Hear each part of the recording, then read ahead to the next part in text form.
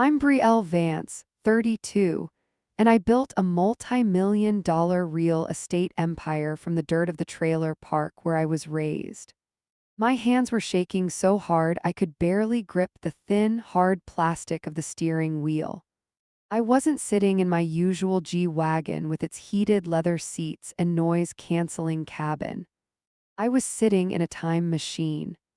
The engine beneath me rumbled with a raw, mechanical cough that vibrated through the soles of my Gucci loafers. It was a 1970 Ford F-100, painted in the exact two-tone boxwood green and Wimbledon white that had haunted my dreams for 26 years.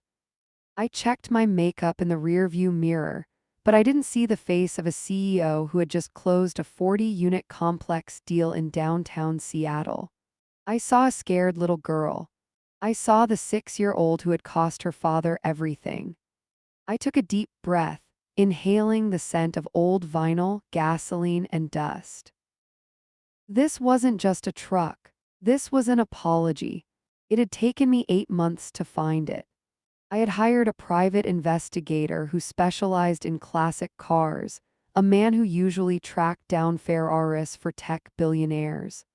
When I told him I needed a specific F-100 with a specific trim package and the original 360 V8 engine, he thought I was crazy. He didn't understand the debt I was carrying. He didn't know about the sacrifice. That was the word my father, Silas, always used. It was a word that hung over our dinner table like a chandelier made of lead. I closed my eyes and let the idle of the truck rattle my teeth. I could hear his voice in my head, clear as a bell. I loved that truck, Brielle. I loved it more than anything I owned. But when the doctors said you needed that surgery, I didn't hesitate, not for a second. I sold my freedom so you could have a life. He had told me that story on my 10th birthday. He told it to me again when I graduated high school. He told it to me when I started my first business. Every milestone of my life was paved with the asphalt of that sold truck. I grew up believing that my very existence was a financial burden that had stripped my father of his joy. That guilt became my fuel. It was a toxic, high-octane mixture that drove me to work 18-hour days. I didn't flip houses because I loved architecture. I didn't negotiate cutthroat deals because I loved money. I did it because I had to balance the scales. I had to be worth the truck. And today, on his 62nd birthday, I was finally going to pay the bill in full. I shifted the column shifter into first gear, feeling the mechanical clunk of the transmission. The truck lurched forward. I was parked 3 blocks away from his house, hidden behind a row of hedges. I wanted the entrance to be perfect. I wanted the visual to hit him like a physical blow. I eased off the clutch, sweating despite the chill in the autumn air. This truck was pristine. I had spent an additional $40,000 on a frame-off restoration. There wasn't a speck of rust on the chrome bumper. The bench seat had been reupholstered with authentic materials sourced from a warehouse in Detroit. It was better than the one he lost. It was perfect. I turned the corner onto Elm Street. My father's house came into view. It was a modest ranch-style home, another thing I had paid off for him 3 years ago. Cars were lined up along the street. My cousins were there. Some of his old buddies from the mill were there. I could see the streamers hung across the front porch. My heart hammered against my ribs like a trapped bird. I wasn't just excited, I was terrified. What if it wasn't enough? What if he looked at it and still saw what he had lost rather than what I had returned? I pressed the gas pedal. The V8 roared, a deep, throat-clearing sound that announced my arrival better than any horn could. I saw heads turn on the front lawn. I saw my Aunt Martha point, and then I saw him. Silas was sitting in his favorite folding lawn chair holding a red Solo cup. He looked older than I remembered, his shoulders slumped, his hair thinning and gray. I slowed the truck to a crawl. I watched his face as the green and white paint job came into focus. I saw the recognition hit him. He stood up. He dropped his cup. Red punch splashed over his white sneakers, but he didn't even look down. He was staring at the grill of the F-100, his mouth hung open. I pulled into the driveway, the tires crunching over the gravel. I killed the engine. The silence that followed was heavy, thick with 20 years of history. I didn't move for a second. I gripped the wheel one last time, grounding myself. I did it, I thought. I finally fixed it. I opened the heavy steel door and stepped out. My heels sank slightly into the grass. "Happy birthday, Dad," I said, my voice trembling. The entire party had gone silent. Everyone knew the story. Everyone knew the legend of the truck. They were all looking at Silas. He walked toward me, his movements slow, like he was walking through water. He reached out and ran a hand along the hood. His fingers traced the chrome letters, Ford. He looked at me and his eyes were swimming with tears. "Brielle," he whispered. "It's yours," I said, feeling the tears prick at the corners of my own eyes. "It's a 1970 Ranger XLT, just like the one you had." I held out the keys. They dangled from a silver keychain I had engraved with the date. "I know I can't give you back the years you went without it," I said, my voice cracking. "I know you sold your dream to save me, but I wanted to give it back." He looked at the keys, then he looked at the truck, then he looked at me. He pulled me into a hug that knocked the wind out of me. He smelled like Old Spice and cigarettes, the smell of my childhood. "You're a good girl," he sobbed into my shoulder. "You're such a good girl." I closed my eyes and hugged him back, squeezing tight. I felt a massive weight lift off my chest. The debt was paid. The ledger was clear. I had proven my worth. "I love you, Dad," I whispered. "I love you too, baby," he said, pulling away and wiping his eyes with the back of his rough hand. He looked at the crowd, beaming. "Look at this," he shouted, his voice booming with pride. "Look what my daughter did, that's my girl." The family cheered. Applause broke out. My cousin Mike whistled. It was the moment I had replayed in my head 1,000 times. It was perfect. It was the happiest moment of my life. I watched him open the driver's side door and slide onto the bench seat. He gripped the wheel just like I had. He looked natural there. He looked complete. But as I stood there, basking in the glow of his approval, I didn't know that the foundation of my entire reality was about to crack. I didn't know that the story of the truck, the story that had defined my life, my career, and my relationship with my father, was a lie. I smiled as he revved the engine, unaware that in less than an hour, a single drunken comment during a toast was going to destroy everything I thought I knew about my past. "I'm Brielle Vance, 32, and I built a multi-million-dollar real estate empire from the dirt of the trailer park where I was raised. People see the tailored suits and the skyline views from my office and assume I was born into this life. They assume I don't know what it's like to count pennies at the grocery store. They don't know that my entire drive, every single ounce of my ambition, was born from a debt I could never repay. A debt to my father. To understand why my hands were shaking as I stood on the porch of our family cabin, you have to understand the preparation. This wasn't just a birthday party. This was a coronation. I had spent the last 3 months orchestrating this event with the same ruthless efficiency I used to acquire distressed assets in downtown Chicago. The cabin wasn't really a cabin anymore. It was the only piece of property my father had refused to sell when things got bad in the 90s. Back then, it was a drafty shack with a leaky tin roof and a wood stove that smoked more than it heated. Now, after I had poured $150,000 into it, it looked like something out of Architectural Digest. I smoothed the front of my silk dress and scanned the lawn. I had hired the most exclusive catering company in the state.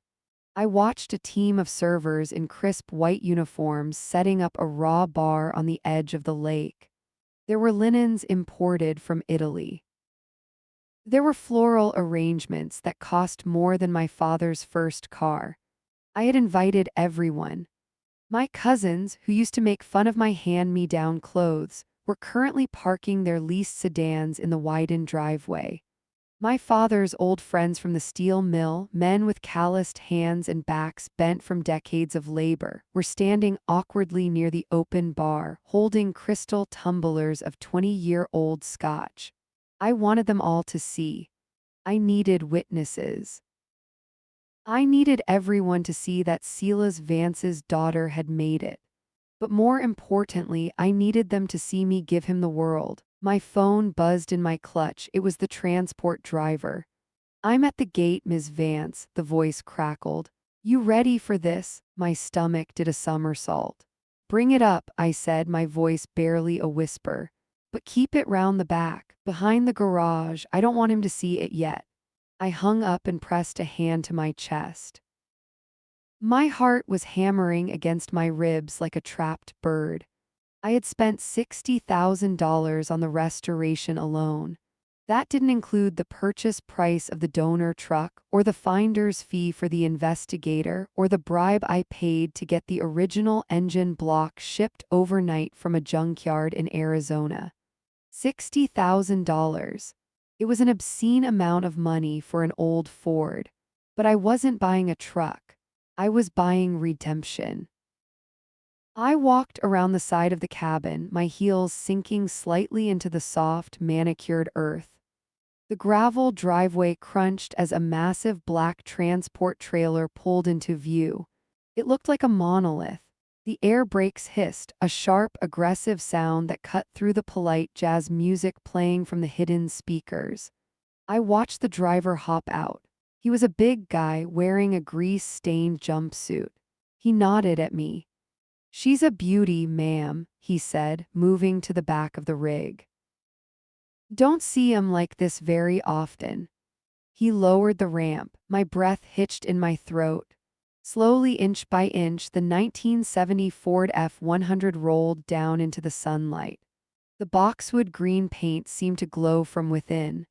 The Wimbledon white roof was blindingly bright. Every chrome detail sparkled under the afternoon sun, throwing jagged reflections across the gravel. I felt tears prick the corners of my eyes. It was physically painful to look at. It was the exact truck. Not just the same model. It was the memory made physical. I remembered sitting in the passenger seat of the original truck when I was 5, my legs too short to reach the floorboard. I remembered the smell of sawdust and peppermint gum. I remembered watching my father shift gears, his strong arm moving with a casual grace that made me feel safe. And I remembered the day it disappeared. I walked up to the truck, my hand trembling as I reached out to touch the cold metal of the fender. I ran my fingers over the Ranger XLT badge. It was perfect. I had obsessively micromanaged every detail of this restoration. I had made the mechanics redo the upholstery stitching 3 times because the thread color was a shade too light. I had hunted down original 1970 license plates. I had ensured that even the radio was the original AM push-button unit, though I had secretly modified it to play Bluetooth so he could listen to his old country playlists. "You okay, lady?" the driver asked, looking at me with concern. I quickly wiped my eyes, straightening my spine. "I'm fine," I said, my voice steel. "I'm just ready." I signed the paperwork with a flourish, my signature sharp and aggressive. The driver loaded up his ramp and rumbled away, leaving me alone with the machine. I opened the driver's side door. The interior smell hit me: old vinyl, gasoline, dust. It was the scent of my childhood guilt. I sat in the driver's seat, gripping the thin, hard plastic steering wheel. For 20 years, I had carried the weight of his sacrifice. Every time I closed a deal, every time I saw a comma in my bank account, I thought of him selling his freedom so I could have that surgery. I thought of him taking the bus to the mill in the freezing rain. I thought of him walking home, tired and gray, because we couldn't afford a second car. Today, the ledger would be balanced. Today, I wasn't just the successful daughter. I was the savior. I checked my reflection in the rearview mirror. My makeup was flawless. My eyes were fierce. I looked like a woman in control. I had no idea that I was essentially driving a hearse for my own happiness. I had no idea that the man I was doing this for, the man I idolized, the man whose sacrifice was the foundation of my entire identity, was harboring a secret that would rot this gesture from the inside out. I stepped out of the truck and closed the door with a solid, mechanical thunk. I pocketed the keys. I smoothed my dress again. I walked back toward the party, putting on my CEO smile. The guests were laughing. The champagne was flowing. And my father was sitting in his lawn chair, totally unaware that his sacrifice was parked behind the garage, waiting to expose the truth of us both. I checked the diamond-encrusted Rolex on my wrist and felt a jolt of pure adrenaline spike through my veins. It was time. I caught the eye of the DJ I had flown in from Miami and gave a subtle, sharp nod. He killed the volume on the jazz track instantly. A hush fell over the lawn, rippling outward from the patio until the only sound was the gentle lapping of the lake water against the dock. "Everyone, if I could have your attention towards the driveway," I announced, my voice projecting with the practiced authority of a boardroom veteran. I didn't wait for a reaction. I turned on my heel and marched behind the garage, my heels clicking on the pavement like a countdown. My hands were trembling so badly I almost dropped the keys. I took a deep breath, inhaling the scent of pine needles and expensive perfume, trying to steady my nerves. This was it. This was the climax of my life's work. I slid onto the bench seat of the F-100, the vinyl groaning softly under my weight. I pumped the gas pedal twice, just like my father used to do. I turned the key. The engine didn't just start, it exploded into life. The 390 V8 roared with a deep, guttural sound that echoed through the trees, a raw mechanical bellow that vibrated right up through the soles of my feet. It was the heartbeat of a beast I had resurrected from the dead. I shifted into gear, the shifter feeling solid and heavy in my palm. I eased off the clutch. The truck lurched forward, eager, powerful. I steered it around the corner of the garage, the tires crunching loudly over the gravel. I saw the crowd before they saw me. They were a sea of expensive fabrics and stunned faces, all turned in my direction. I pressed the gas, letting the engine rev higher, letting it announce its presence with a thunderous growl. I pulled onto the manicured front lawn, ignoring the fact that I was crushing grass that cost $10 a square foot. I didn't care. I wanted center stage. I brought the truck to a halt right in front of the porch steps, the chrome bumper gleaming like a weapon in the sunlight. I killed the engine. The silence that followed was heavy, thick with shock. Then the applause started. It began as a ripple and turned into a wave, cheers erupting from my cousins, my employees, and the neighbors. I opened the door and hopped out, my dress flowing around me. I was grinning ear to ear, my face actually hurting from the force of my smile. I held the keys out, dangling them from my manicured finger. "Happy birthday, Dad," I shouted over the noise. I looked up at him, expecting tears. I expected to see him crumble with joy. I expected the same look he gave me when I graduated college or when I bought him the Rolex he was currently wearing. But Silas Vance wasn't smiling. He stood frozen on the top step of the porch, his hand gripping the railing so hard his knuckles were white. The color had drained from his face completely. He didn't look like a man who had just received his dream car. He looked like a man who had seen a ghost. His skin had turned a sickly, ashen shade of gray, the kind of color you see in hospital waiting rooms. His eyes were wide, fixed on the grill of the truck with a terrifying intensity. I saw his chest heave, a short, sharp gasp for air that looked painful. My smile faltered for a fraction of a second. A cold prickle of confusion ran down my spine. "Dad," I said, my voice lost in the cheering crowd. He didn't move. He stared at that truck with a mixture of recognition and absolute, unadulterated horror. It was as if I had parked a monster on his lawn. I took a step toward him, the keys still dangling in the air between us. "It's yours," I said, trying to bridge the gap, trying to force the moment back into the script I had written in my head. "It's the Ranger, Dad. I found it." His gaze snapped to mine. For a heartbeat, I didn't see my father. I saw a stranger. I saw a man cornered, a man stripped of his defenses. Then he blinked. The mask slammed back into place. He swallowed hard, his Adam's apple bobbing in his throat, and forced the corners of his mouth upward. It was a jagged, brittle smile, but it was enough for the crowd. "Brielle," he croaked, his voice sounding like it was being dragged over gravel. He stumbled down the steps, his movements stiff and jerky. He bypassed the keys I was offering. He walked straight to the hood of the truck and placed a trembling hand on the warm metal. He patted it, but it didn't look like affection. It looked like he was checking to see if it was real. "You found it," he whispered, low enough that only I could hear. "I found it," I beamed, the momentary flash of fear in his eyes already fading from my mind, dismissed as shock. "I tracked down the VIN. It's the exact one, Dad. It's the one you sold for my surgery." He flinched.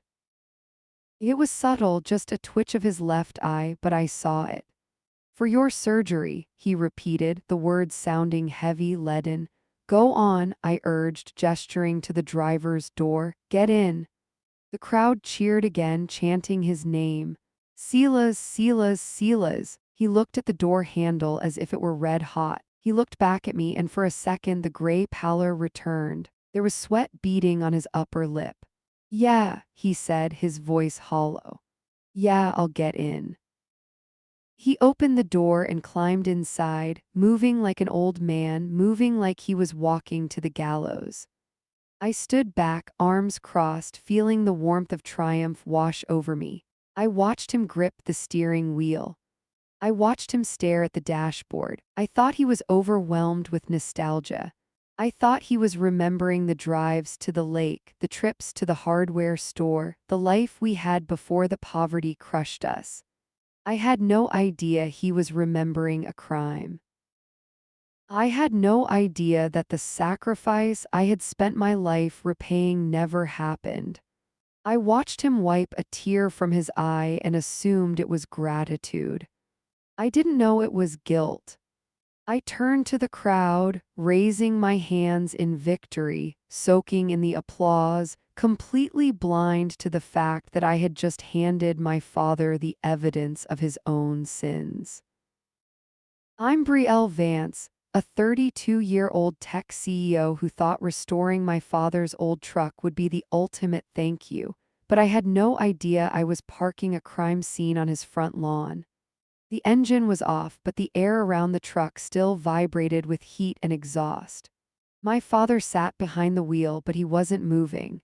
He wasn't revving the engine. He wasn't honking the horn. He was just gripping that thin plastic steering wheel like he was bracing for a head-on collision. "Dad." I called out, my voice faltering slightly. The smile on my face began to feel heavy, like wet plaster hardening in the sun. The guests had quieted down, sensing that the moment wasn't playing out like the Hallmark movie we had all expected. Silas didn't answer me. I stepped closer to the driver's side window, leaning in. I expected to see tears of joy streaming down his face. I expected to hear him sniffing back emotion. Instead, I heard his breathing. It was shallow, rapid, and wet, the sound of a panic attack taking root in his chest. His eyes were locked on the odometer. He wasn't looking at the restored dashboard with nostalgia. He was staring at the numbers with a look of pure, unadulterated terror. "It's okay to cry, old man," I teased gently, trying to break the tension, trying to force the script back on track. "I know it's a lot." He flinched at the sound of my voice as if I'd struck him. His head snapped toward me, and for the first time in my life, I saw genuine fear in my father's eyes. Not worry, not stress, fear. "I need to get out," he rasped. He didn't wait for me to step back. He fumbled for the door handle, his fingers slipping over the chrome lever twice before he managed to pop it open. He practically fell out of the cab, stumbling onto the grass with a clumsiness I had never seen in him before. The crowd murmured, a low ripple of confusion moving through the party. I reached into the ignition and pulled the keys out, the metal warm from the engine. "Dad, wait," I said, following him as he backed away from the vehicle. "You didn't even start it up again. Listen to that engine purr just once." I held the keys out to him. The silver keychain dangled in the space between us, catching the afternoon sun. He looked at those keys like they were coated in poison. He took a sharp step back, shaking his head violently. "No," he muttered, his voice trembling. "No, I can't." "You can't what?" I laughed nervously, looking around at the guests who were now exchanging awkward glances. "It's yours. I signed the title over this morning. It's done." "I said no," he snapped. The volume of his voice shocked everyone, including him. The silence that followed was instant and suffocating. My arm dropped to my side, the keys clinking softly against my dress. I stared at him, my heart hammering a frantic rhythm against my ribs. I had never seen him like this. Silas Vance was a rock. He was the man who worked double shifts on a broken ankle. He was the man who sold his most prized possession to save my life. He didn't panic. But right now, he was falling apart in front of 50 people. He seemed to realize he had shouted, and he squeezed his eyes shut for a second, fighting for control. When he opened them, he looked at his hands. They were shaking so violently that he couldn't form a fist. He shoved them deep into the pockets of his dress slacks, hunching his shoulders to hide the tremors. "I'm sorry, Brielle," he whispered, his voice cracking. "It's just the shock, it's the shock." "It's okay," I said automatically, though my gut was twisting into a cold, hard knot. "Take a minute." He licked his lips, his gaze darting back to the truck and then quickly away, as if looking at it physically hurt him. "I need a drink," he said, the words rushing out of him. "We have champagne," I offered, gesturing to the waiter hovering nearby with a tray. "No," he said, shaking his head again. "Not that bubbly swill. I need something stiff, whiskey neat." He turned away from me, turning his back on the truck, and started walking briskly toward the house.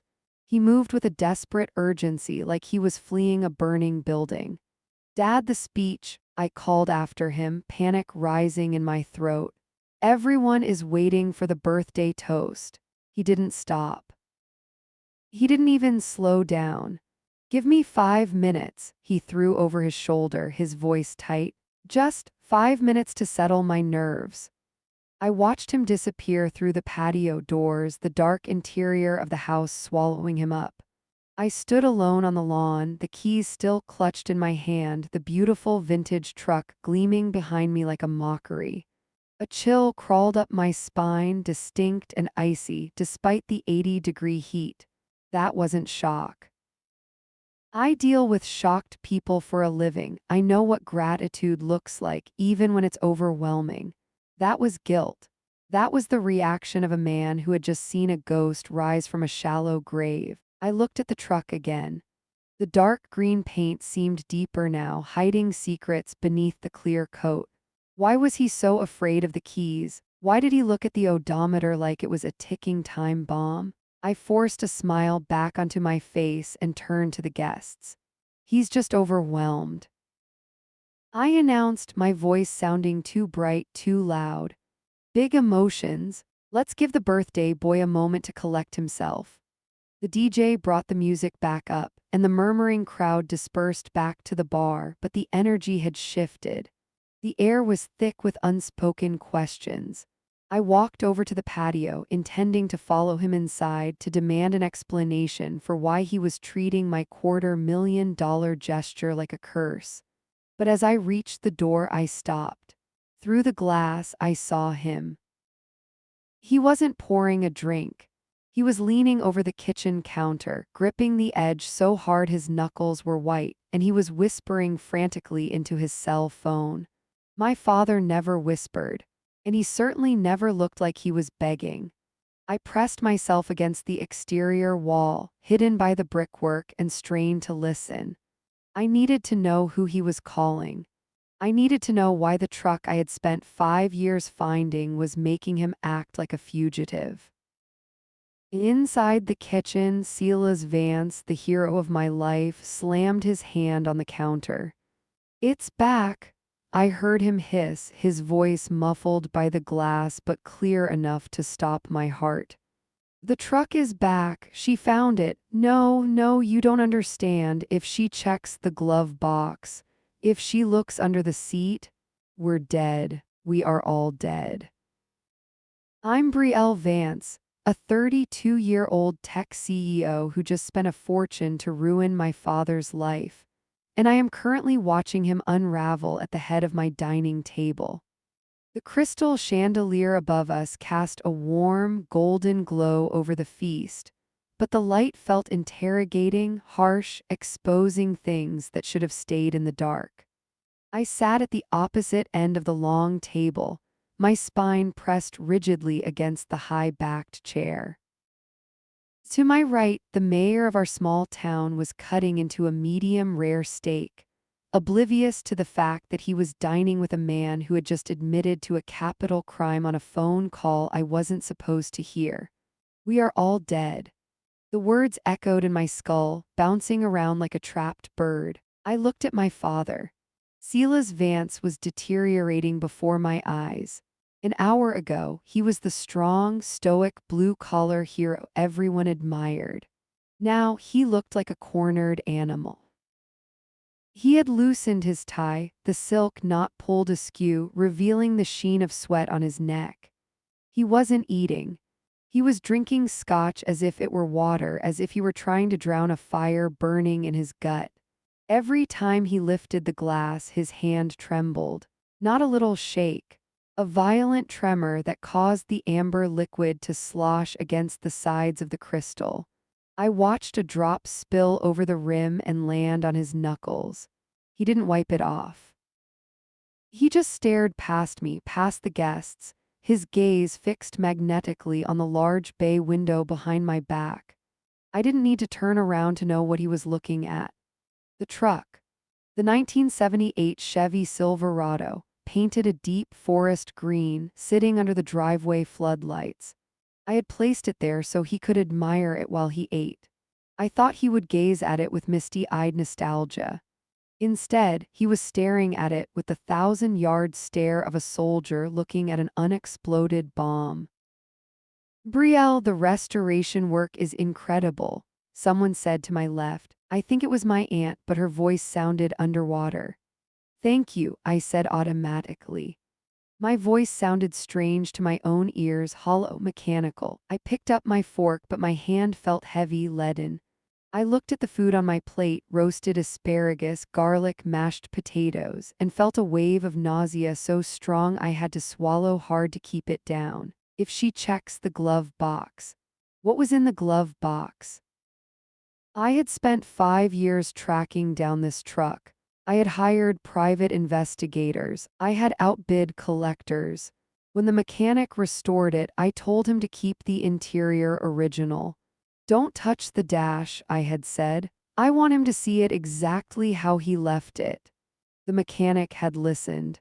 He had cleaned the vinyl, but he hadn't pried open the locked compartment. He didn't have the key. Only Silas had the key. And now that key was burning a hole in my father's pocket, and the secret inside was eating him alive. The clinking of silverware on china seemed deafeningly loud, like gunshots in a canyon. The laughter of the guests felt grotesque, a distorted soundtrack to a horror movie. I checked my watch. 7:15 p.m., time for the speeches. I wanted to cancel it. I wanted to stand up, pull the fire alarm, and clear the house so I could scream at my father until he told me the truth. But I couldn't. I was Brielle Vance. I didn't make scenes, I managed crises. Silas, I called out, my voice cutting through the low hum of conversation. It's time for the birthday toast. The table went quiet. My father blinked slowly as if coming out of a trance. He looked at me and for a second I saw a flash of hatred in his eyes. It was so raw, so visceral, it took my breath away. He hated me for doing this. He hated me for loving him enough to bring his nightmare back home. He pushed his chair back. The wood screeched against the floor, a harsh, ugly sound that made everyone flinch. He stood up, swaying heavily. He grabbed the edge of the table with one hand, his knuckles turning white as he anchored himself. In his other hand, he held his refilled glass of scotch. He looked terrible. His skin was gray, clammy. His eyes were bloodshot, rimmed with red. He didn't look 62, he looked 100. Speech! Someone yelled cheerfully from the back of the room. My father flinched. He cleared his throat, a wet, rattling sound. 30 years ago, he began, his voice barely a whisper. Speak up, Silas. My uncle shouted, grinning. My father turned his head slowly to look at his brother. 30 years ago, he said louder, his voice cracking with a jagged edge. I made a choice. He looked down at the tablecloth. I told you all that I sold my truck to pay for Brielle's heart surgery. A murmur of agreement went around the table. It was the family legend. The foundational myth of the Vance family. The reason I worked so hard to become rich to pay him back. I lied, he said. The two words hung in the air, heavy and suffocating. The smiles on the guests' faces faltered. I felt a cold prickle of sweat on the back of my neck. Dad, I whispered. He didn't look at me, he looked at the window. I didn't sell it, he rasped. I paid a man to crush it, to melt it down. Confusion rippled through the room. But it's right there, Silas, the mayor said, chuckling nervously. Brielle found it. My father laughed. It wasn't a happy laugh. It was a sound like dry leaves skittering on pavement. She found a ghost, he muttered. She went digging in a graveyard and pulled up a corpse.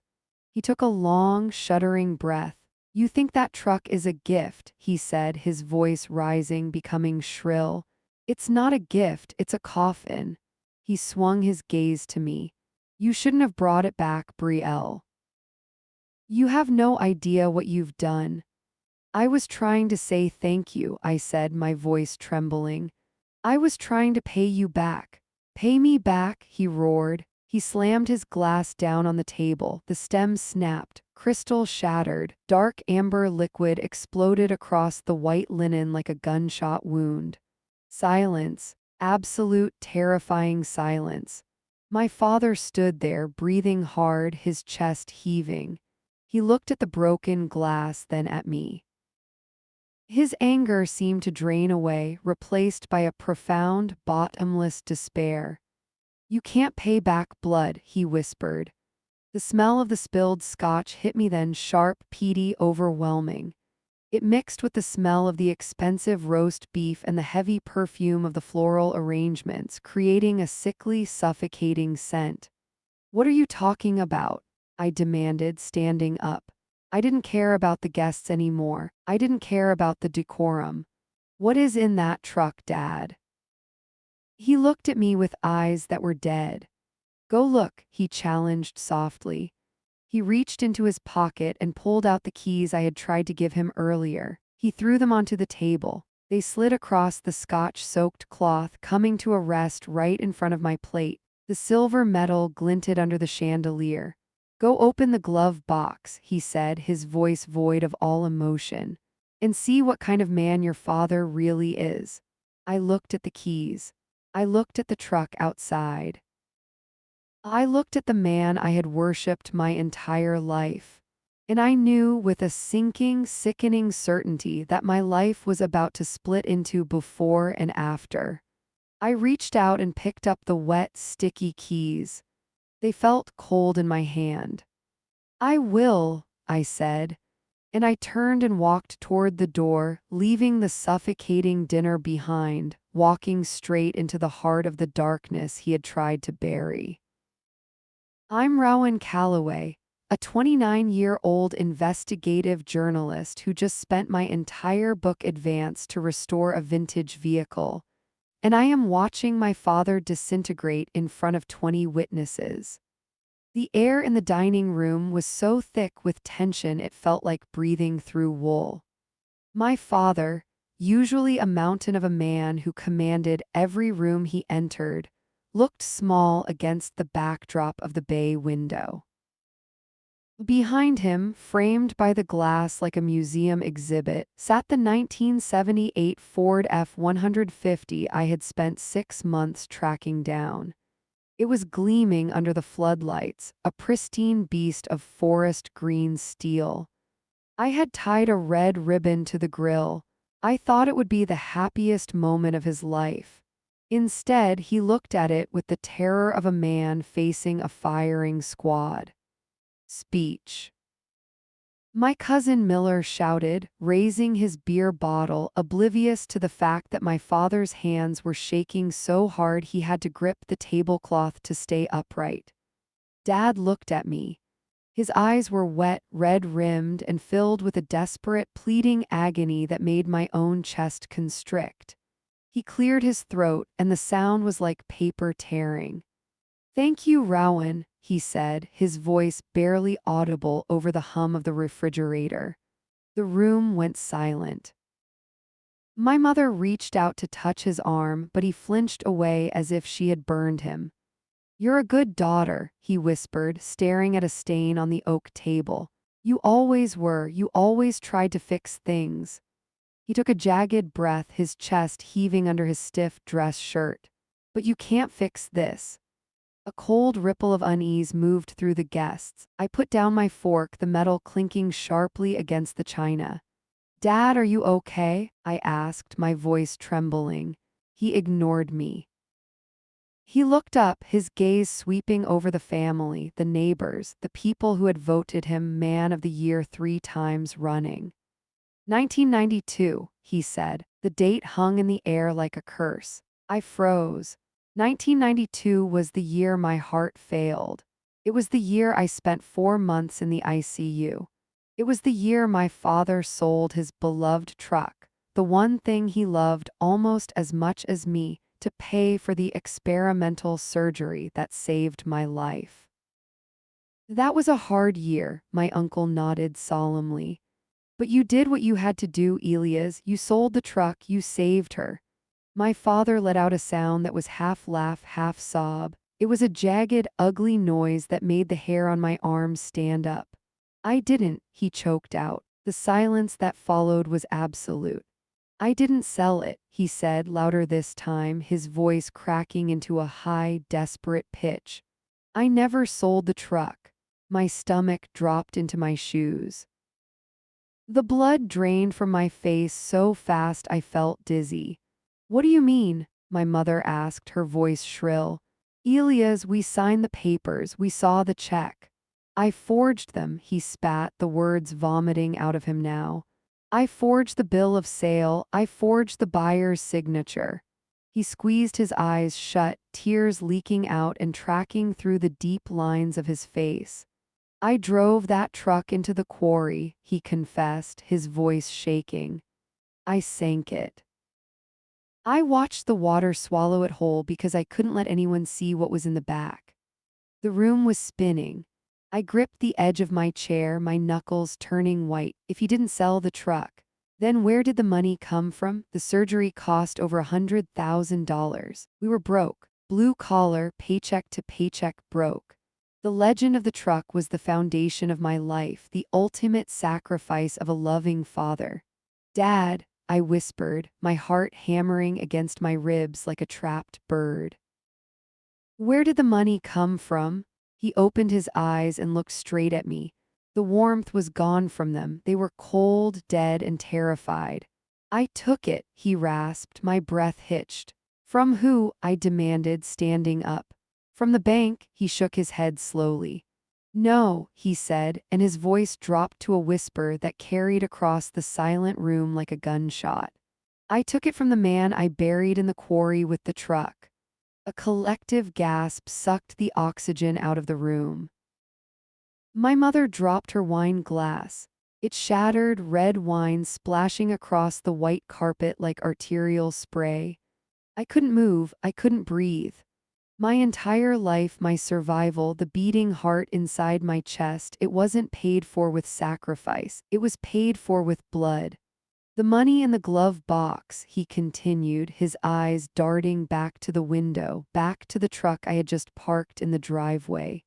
There was a bag, 50 grand in cash, and a watch. He looked at me, pleading for understanding, but all I felt was horror. I used it all, he sobbed. I used every cent to keep you alive, Rowan. I laundered it through the sale of the truck so the IRS wouldn't ask questions, so your mother wouldn't know. He pointed a shaking finger at the green pickup outside. That truck isn't a gift, he cried, his voice breaking into a wail. It's evidence. My vision blurred. The room tilted. I looked at the truck outside, the symbol of his love, and suddenly it looked like a monster. I had hunted it down, I had brought it home, and in doing so I had dug up a grave he had spent 30 years trying to keep covered. I have to go, I said, my voice sounding foreign like it belonged to someone else. Rowan, wait, my mother screamed, but I was already moving. I pushed past my stunned cousins, past the horrified neighbors. I needed to see. I needed to know if he was lying or if he was finally, terribly telling the truth.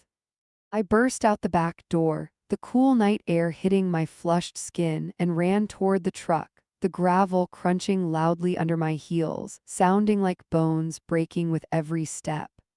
I'm Rowan Calloway, a 29-year-old investigative journalist, and I am currently standing in my parents' driveway, staring at the vehicle that I thought was a gift but is actually a crime scene.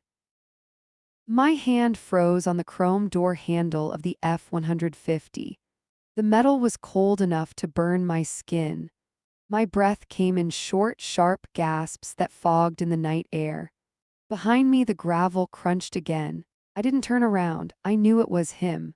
I could hear his labored breathing, the sound of a man whose soul was being crushed under the weight of a 30-year-old lie. Don't open it, my father whispered. His voice was broken. It lacked the authority I had known my entire life. You said there was money, I said, my voice shaking. You said there was a watch. There was, he choked out. I spun around to face him. Under the harsh glare of the floodlights, he looked gray. He looked like a stranger wearing my father's face. Tell me, I commanded. I needed the truth. I needed to know exactly what I had resurrected. It was raining, he began, his eyes losing focus, drifting back to a night I didn't remember. It was raining so hard you couldn't tell the sky from the asphalt. He took a step closer, his hands trembling at his sides. I was celebrating, he said softly. I had just landed the foreman job. I went to the bar on Route 9. My stomach tightened. You were drinking? I asked. He nodded slowly. I was drunk, Rowan, he confessed. I was heavily, stupidly intoxicated.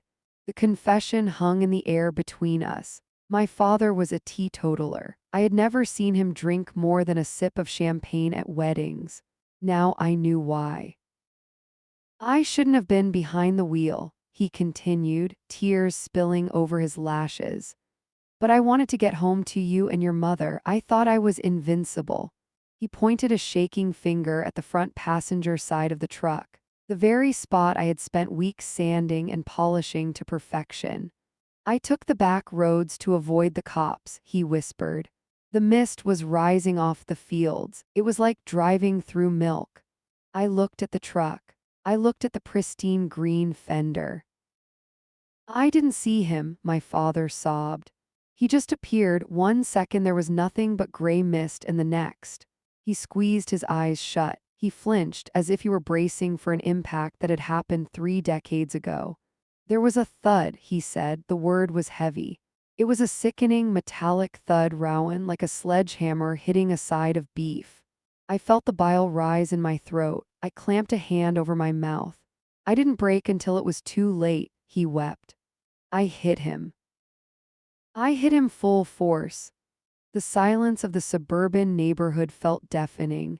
Inside the house, 20 people were waiting for cake. Out here, my world was ending. I got out, he said, his voice dropping to a haunted whisper. I checked him. He was gone, instantly.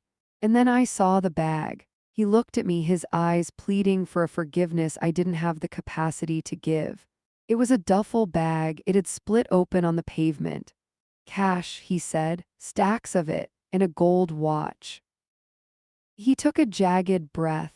I panicked. I was drunk. I had just killed a man. I knew if I called the police, I would go to prison for 20 years. And then I thought of you. He stepped toward me, reaching out a hand, but I recoiled. I stepped back against the cold steel of the truck. You were sick, Rowan, he pleaded. The doctors said you wouldn't make it to Christmas without that surgery. We had no insurance. We had nothing. So I made a choice. I loaded him into the bed of the truck, he said, the words coming out fast now, desperate. I put the bike in there too. I took the money and I drove to the quarry. I felt the blood drain from my face. My knees went weak. I had to grab the side mirror to keep from collapsing into the gravel. The surgery, I whispered. The specialists, the private room. It was all him, my father said. He looked at the truck with pure hatred. Every pill you took, every doctor's visit, the college tuition, the down payment on your first apartment. He looked me dead in the eyes. I didn't just steal a life, Rowan, I stole a future. I used a dead man's fortune to buy my daughter's life. The realization hit me harder than the physical blow could have. I wasn't just a journalist. I wasn't just a daughter. I was the beneficiary of a homicide. My heart, the one beating frantically against my ribs right now, was purchased with blood money. I looked at the truck. I had spent 6 months hunting it down. I had poured my own savings into restoring it. I had tied a red ribbon on it. I thought I was restoring a piece of family history. Instead, I had polished the weapon. I had brought the evidence back to the scene of the crime. Who was he? I asked, my voice barely a squeak. My father looked down at his shoes. I don't know, he lied. I knew he was lying. I could see it in the way his jaw tightened. Open the glove box, Rowan, he said softly. I didn't just keep the money. My hand trembled as I reached for the latch again. What did you keep? I asked. His wallet, my father whispered. And the one thing I couldn't bring myself to destroy. I pulled the handle. The door popped open. The interior light flickered on, illuminating the pristine tan dashboard. I reached across the seat and popped the glove box. It should have been empty. I had cleaned it myself, but my father had been out here earlier. He had been alone with the truck before the party started. There, sitting on the plastic lining, was a small, weather-beaten leather notebook and a driver's license that had expired in 1992. I picked up the license.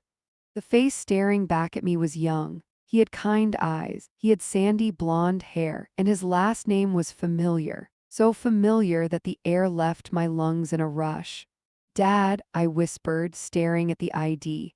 This is Miller's dad. My father didn't say a word. This is Uncle Jack, I screamed, spinning around to face him.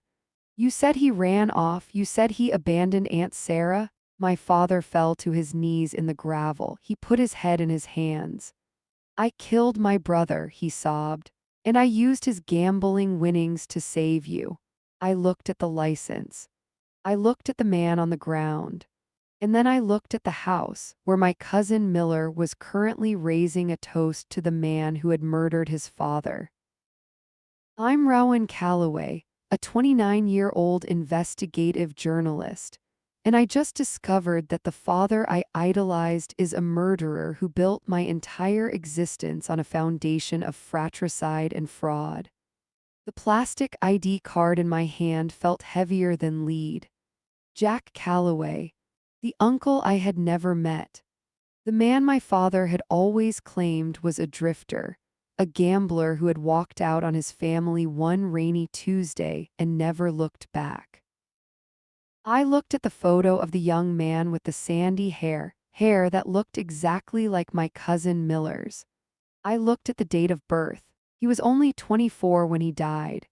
You didn't just hit a stranger, I whispered, the air leaving my lungs in a painful wheeze. You killed your own brother. My father was still on his knees in the gravel, his expensive dress slacks ruined by the dust and oil. He was weeping, but they were silent, ugly tears that shook his entire frame. It was an accident, he gasped, clutching at his chest. I swear to God, Rowan, I didn't see him. He was walking his bike on the shoulder, the rain, the dark. You left him, I hissed. My voice was rising, cracking with a fury I hadn't known I possessed. You didn't call an ambulance. You didn't call the police. You loaded his body into this truck like a bag of mulch and you dumped him in a quarry. I had to, he cried, looking up at me with wild, desperate eyes. For you, for your mother. Don't you dare, I snapped, stepping back as he reached for the hem of my jeans. Don't you dare put this on me. The cash wasn't enough, he blurted out. I froze. The wind whipped my hair across my face, stinging my eyes. What? I asked. He wiped his nose with the back of his hand, smearing dirt across his cheek. Jack's winnings, he whispered. The 50 grand in the duffel bag. It wasn't enough to cover the surgery and the aftercare. We needed more. We needed a miracle. He looked at the truck. He looked at the vehicle I had lovingly restored, the metal I had polished until it shone like a mirror. So I created one, he said. His voice went flat, dead. I didn't just hide the body, Rowan. I had to get rid of the truck. It had damage. It had evidence on the grill. My stomach turned over. But you couldn't just torch it, I realized, my journalist brain connecting the dots even as my heart shattered. Because you needed the money. He nodded slowly. I drove it into the woods behind the old sawmill, he confessed. I wiped it down, I staged it. And then I waited. He closed his eyes as if watching a scene from a movie he hated but couldn't turn off. I hid in the brush for 4 hours, freezing, wet, waiting for someone to walk by. Who? I demanded. Travis Miller, he whispered. The name hit me like a physical slap. Travis Miller was the town boogeyman. He was a local mechanic with a record for petty theft and a bad temper. He had spent 20 years in prison. Everyone knew his story. Travis, I choked out. But he was arrested for stealing a truck. He was arrested for a hit and run involving a deer that turned out to be. I stopped. My blood ran cold. It wasn't a deer, my father said softly. I reported the truck stolen. I told the police I had seen Travis driving it earlier. When they found the truck in the woods, they found Travis's prints on the door handle. Because you put them there. Asked, trembling. He didn't answer. He didn't have to. He was walking home, my father continued, his voice hollow. He saw the truck abandoned in the woods. He did what anyone would do. He tried the door. He looked inside. And you watched, I said. You watched an innocent man frame himself. I called the cops from a payphone 10 minutes later, he admitted. They found him a mile down the road. They pinned the theft on him. And when they found the dent in the fender, when they found the blood. He looked down at his hands. I told them it must have been a deer, or a drifter. Without a body they couldn't prove homicide, but they nailed him for the theft and the hit and run property damage. It violated his parole. He went away for 20 years. I felt like I was going to be sick. I leaned over and retched, nothing but bile hitting the white gravel. Travis Miller had died in prison 2 years ago. I had written his obituary for the local paper. I had called him a troubled soul. My father had let an innocent man rot in a cage to cover his own sins. The insurance payout was massive, my father said, his voice rushing now, trying to justify the unjustifiable. It was a total loss claim, plus the theft coverage. It paid for the specialist in Boston. It paid for your private room. It paid for the experimental treatment that saved your kidneys. He looked up at me, begging for absolution. I traded 2 lives for yours, Rowan, and I would do it again. I looked at him and I saw a stranger. I saw a monster. You didn't save me, I whispered, backing away toward the house. You cursed me. Rowan, please. I am walking into that house, I said, my voice shaking but loud. And I am going to tell Miller that the uncle he thinks abandoned him is actually at the bottom of the quarry. No, my father screamed, scrambling to his feet. And then, I continued, tears finally spilling down my cheeks, I am going to tell Aunt Sarah that her husband didn't leave her. I'm going to tell her that her brother-in-law murdered him. Rowan, you'll destroy everything, he yelled, lunging toward me. I dodged him, adrenaline flooding my veins. You destroyed everything 30 years ago, I screamed back. I turned and ran toward the back porch. The music inside was loud. Laughter drifted out the open windows. I could see Miller through the glass, holding a champagne flute, laughing at something my mother was saying. He looked so much like the man on the ID card. I hit the wooden steps of the deck, my boots thudding heavily. My hand grasped the cold brass handle of the sliding glass door. I was about to detonate a bomb that would obliterate 3 generations of my family. I took a breath. I pulled the door open. The warm air of the house hit me, smelling of vanilla cake and expensive perfume. The laughter died instantly as 20 heads turned to look at me. I must have looked like a ghost. My hair was windblown, my face pale, my eyes wide with terror. Rowan, my mother asked, her smile faltering. Honey, what's wrong? Where's your father? I opened my mouth to speak, to scream the truth, but a hand clamped down hard on my shoulder from behind. She's just overwhelmed, my father's voice boomed, smooth and steady, right beside my ear. I froze. His grip was like a vice.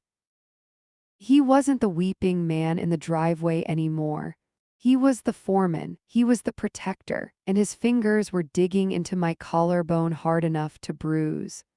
It's a lot of emotion, he said to the room, forcing a chuckle that sounded like grinding glass. Seeing her old man cry over a truck. He steered me forcibly into the room, kicking the sliding door shut behind us with his heel. The lock clicked. It sounded like a prison cell slamming shut.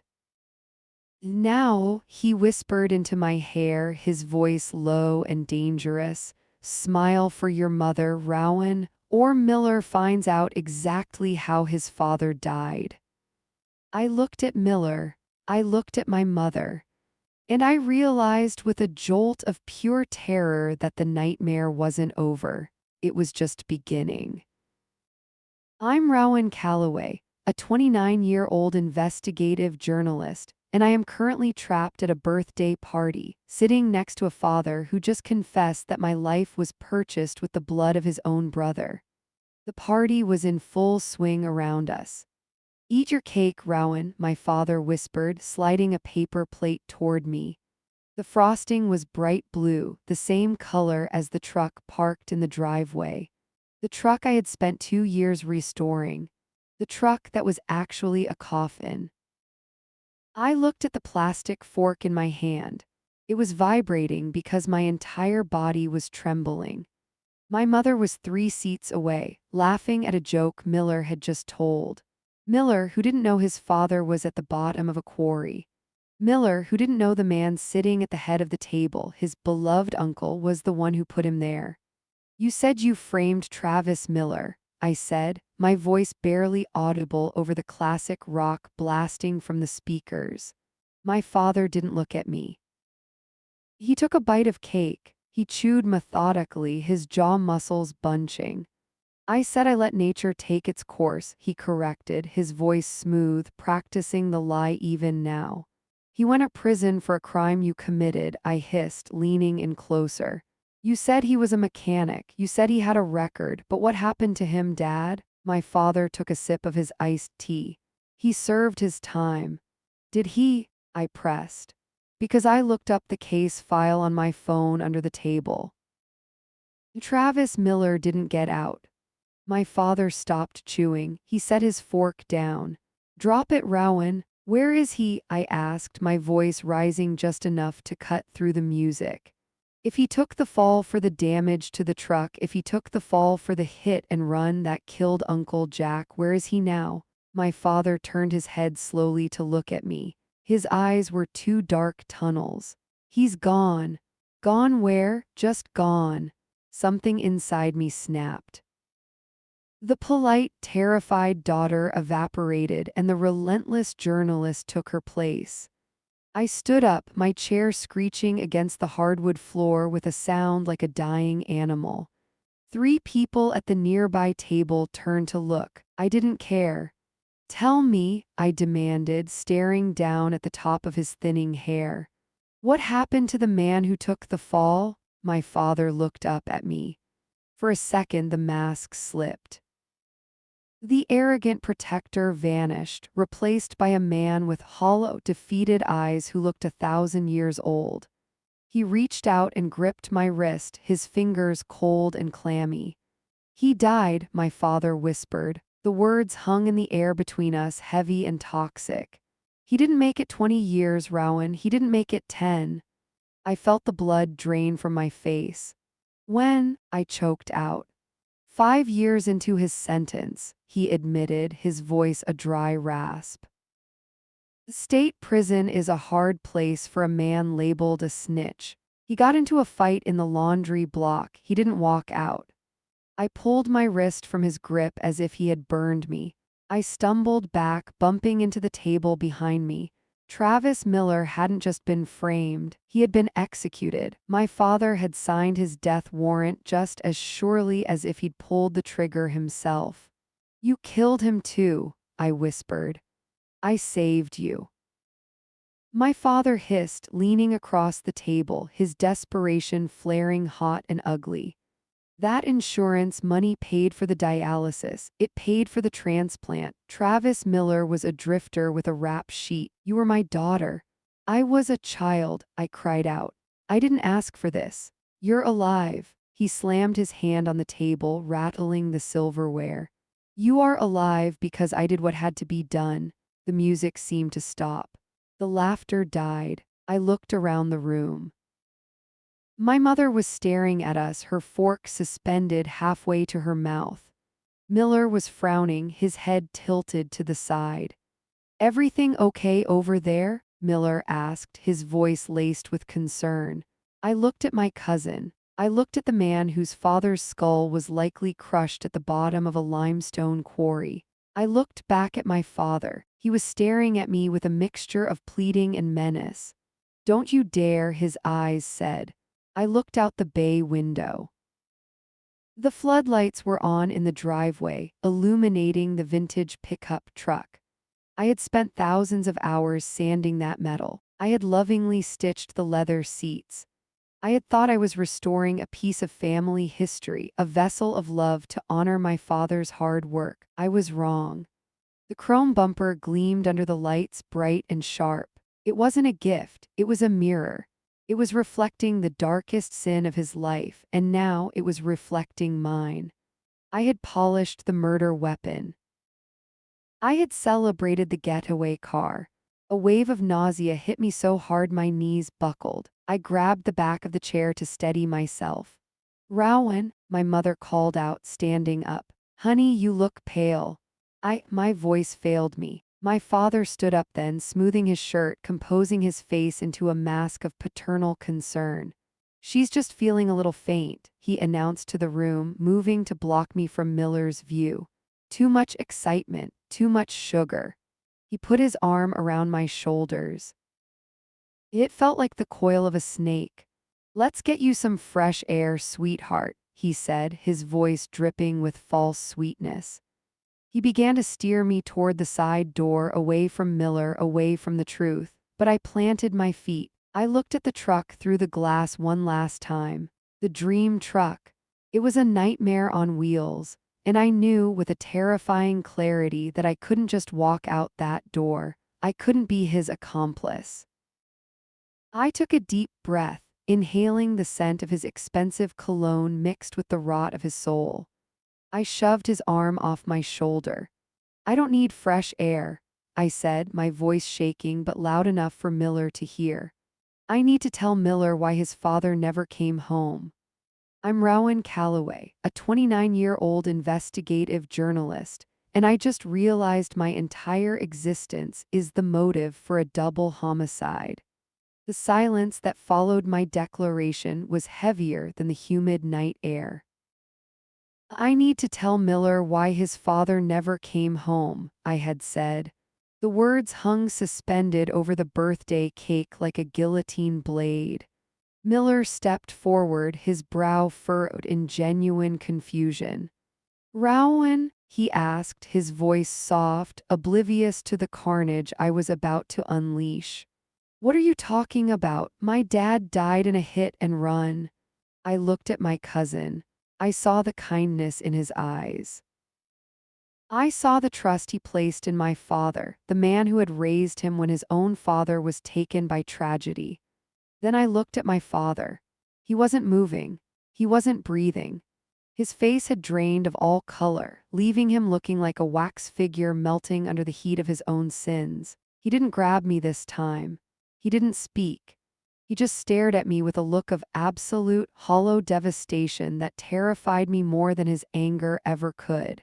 It was a look that said, "Go ahead. Burn it down, but you burn with us." I looked at my mother, her hand trembling as she reached for her wine glass, sensing the tension but blind to the horror.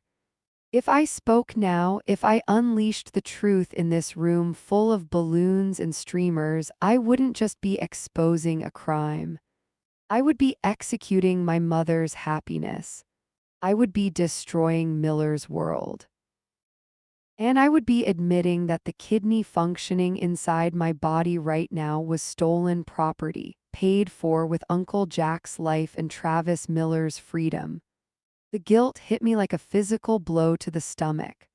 I was the beneficiary. I was the reason. My survival was the sin. I couldn't breathe. The air in the room felt thick, smelling of sugary frosting and expensive cologne, cloying and suffocating. "Rowan." Miller took another step toward me. I couldn't look at him. I couldn't look at the man whose father had been murdered so I could go to college, so I could live past 12. "I can't," I choked out, my voice broke. "I can't be here." I turned on my heel. I didn't run, but I walked fast, my boots striking the hardwood floor with a rhythm that matched my racing heart. "Rowan, wait," my mother called out, her chair scraping back. "Let her go," my father's voice cut through the room. It was low, commanding, and final. He knew. He knew I needed to vomit the truth out of my system, or I needed to run until my legs gave out. I pushed through the front door, stumbling out onto the porch. The night air hit my face, cool and damp, but it didn't cleanse me. Nothing could cleanse me now. I stood on the top step, gripping the railing until my knuckles turned white. My chest heaved. I gasped for air, but every breath felt like inhaling broken glass. I looked down into the driveway. The floodlights were still on. And there it was. The 1978 Ford F-150. The beast. The dream truck. It sat there, gleaming in the artificial light, a masterpiece of restoration. I had poured 2 years of my life into that machine. I had scraped the rust off its frame until my fingers bled. I had hunted down original parts in junkyards 3 states away. I had polished the chrome until I could see my own reflection in the bumper. I thought I was restoring a legacy. I thought I was giving my father a piece of his youth back. I was wrong. I looked at the deep blue paint, the color of a bruised sky. I looked at the heavy tires that I now knew had rolled away from a crime scene. I looked at the bed of the truck where I had imagined hauling lumber and camping gear. It wasn't a truck. It was a reliquary for a murder. It was a monument to a lie that had cost a man his life and another man his freedom. The metal seemed to pulse with a dark, malignant energy. I felt sick, violently sick. I reached into the pocket of my denim jacket. My fingers brushed the cold metal of the keys. The custom keychain I had ordered, Happy 60-second Dad, felt sharp against my skin. I pulled them out. They felt heavy, like they were made of lead. I couldn't drive that truck. I couldn't sit in that leather seat knowing who had sat there before me and who had died to keep it in the family. I looked at the truck one last time. It was beautiful, and it was hideous. It was the most expensive thing my father had ever owned, not because of the money, but because of the soul he had bartered to keep it. I dropped the keys on the wooden railing of the porch. They landed with a dull clink that sounded like a judge's gavel. I walked past the truck, giving it a wide berth as if it were a sleeping predator that might wake up and devour me. I walked to my own car, a battered sedan parked in the shadows at the edge of the driveway. My hands were shaking so badly I dropped my own keys twice before I could unlock the door. I threw myself into the driver's seat and locked the doors.